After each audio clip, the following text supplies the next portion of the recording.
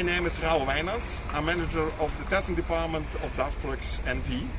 And now showing you our hydrogen prototype. The first prototype we built as a complete truck built on hydrogen, but not a fuel cell, which you maybe thought, but this is a hydrogen combustion engine.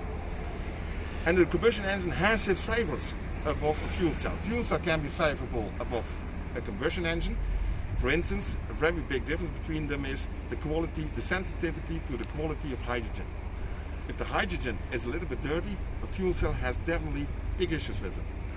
This one is a lot more insensitive to these kind of small pollutions of the hydrogen.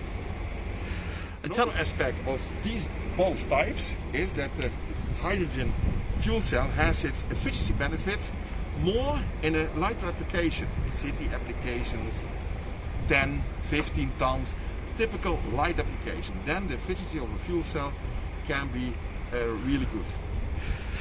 On the other side, if you go to more heavy applications, up to 30 tons maybe, or 32 tons, where power is more key to the truck, transient behavior gets more and more important, then the efficiency and the functionality of a hydrogen combustion engine is favorable.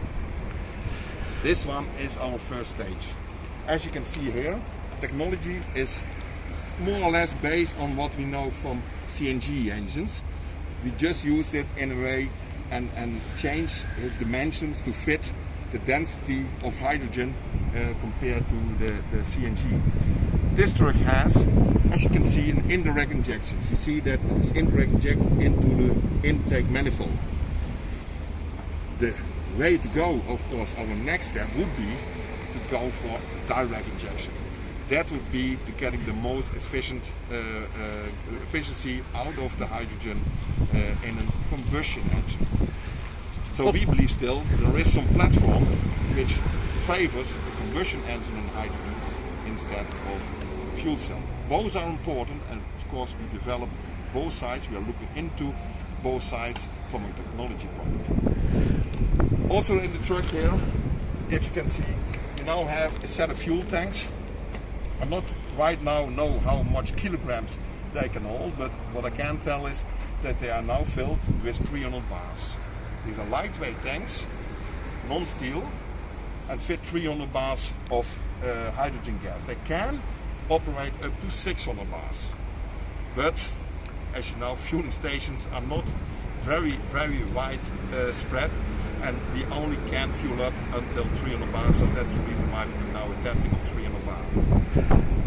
If you're thinking about what kind of range do I get out of these trucks, this one gets a range to 120, 130 kilometers on 300 bars, one-side fuel tanks. If you add them up, we expect that this kind of truck can go to 600, 500, 600 kilometers would be possible.